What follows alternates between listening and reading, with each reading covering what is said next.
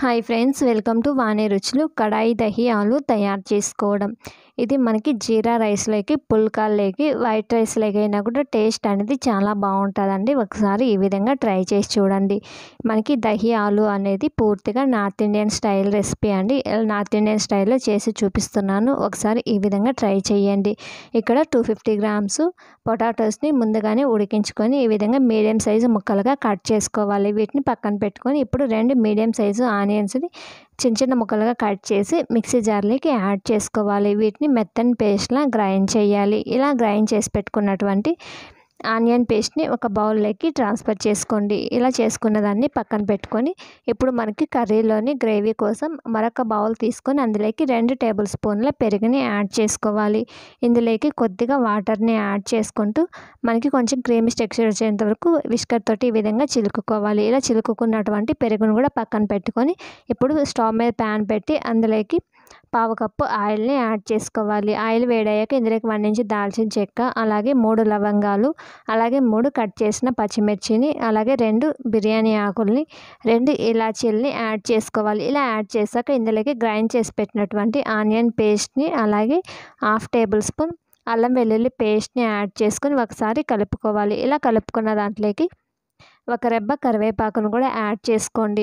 ఇక్కడ onion paste, అల్లం వెల్లుల్లి పేస్ట్ పచ్చివాసన పోయేంత వరకు మీడియం ఫ్లేమ్ మీదనే బాగా ఫ్రై చేయాలి. ఇలా గోల్డ్ కలర్ వచ్చేంత వరకు ఫ్రై చేశాక ఇందులోకి మనం ముందు గ్రైండ్ చేసి పెట్టుకున్నటువంటి టమాటా ప్యూరీని పావు కప్పు యాడ్ చేసుకోండి. అలాగే పావు టీ స్పూన్ పసుపుని, 1/2 టేబుల్ స్పూన్ సాల్ట్ని యాడ్ చేసుకొని ఇందులోకి 1/2 టీ స్పూన్ జీలకర్ర పొడిని, అలాగే 1 టీ స్పూన్ ధనియాల పొడిని, అలాగే 1 టీ స్పూన్ కారం యాడ్ చేసుకొని ఇందులోకి చిలికి పెట్టుకున్నటువంటి పెరుగును కూడా యాడ్ చేసుకొని పెరుగులో ఉప్పు, కారం మొత్తం మసాలాలంతా కూడా కలిసే విధంగా బాగా కలపాలి. మీడియం ఫ్లేమ్ మీదనే మనం కలుపుతూ ఉడికిస్తే ఇది క్రీమీ టెక్స్చర్ అయ్యి దగ్గరకు పడుతుందండి. ఇలా మీడియం ఫ్లేమ్ మీదనే గరిటెతోటి కలుపుకుంటూ పెరుగును బాగా ఉడికించుకోవాలి. ఇందులోకి మనం ఉడికించి కట్ చేసి పెట్టుకున్నటువంటి ఆలుగడ్డ ముక్కల్ని యాడ్ చేసుకొని, అలాగే సన్నగా తరిగిన కొత్తిమీరని, అలాగే పుదీనాను కూడా యాడ్ చేసుకొని మొత్తం కలిసే విధంగా కలుపుకోవాలి. నార్త్ ఇండియన్ వాళ్ళు ఇందులో పెరుగు వేస్తారు కాబట్టి అక్కడ స్పెషల్ అండి. టేస్ట్ కూడా చాలా బాగుంటుంది.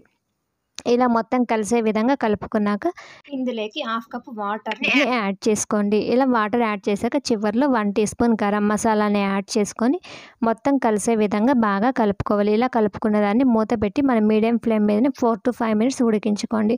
5 మినిట్స్ తర్వాత మనకి గ్రేవీ దగ్గరకు పడి ఈ విధంగా చిక్కబడుతుందండి. ఆలుగడ్డలు మనం ముందే ఉడికించాం కాబట్టి ఎక్కువసేపు ఉడకాల్సిన పని ఉండదు. ఈ విధంగా చిక్కబడ్డాక మనకి ఈ స్టేజ్లో ఉన్నప్పుడు స్టవ్ ఆపేసుకొని మనం సర్వ్ చేసుకునే ముందు చివరిలో కొద్దిగా కొత్తిమీరని స్ప్రింకిల్ చేసుకోండి. ఇంతేనండి, కడాయి దహి ఆలు అనేది ఈజీగా ప్రిపేర్ చేసుకోవచ్చు. ఇలా చేసుకున్నటువంటి ఈ కర్రీని వేడివేడిగా పుల్కాల్లోకి, జీరా రైస్లోకి సర్వ్ చేసుకోండి. ఈ వీడియో కనుక నచ్చినట్లయితే లైక్ చేయండి, షేర్ చేయండి, సబ్స్క్రైబ్ చేయండి. అలాగే ఈ రెసిపీని ఒకసారి ట్రై చేసి ఎలా వచ్చిందో కామెంట్ బాక్స్లో కామెంట్ చేయండి.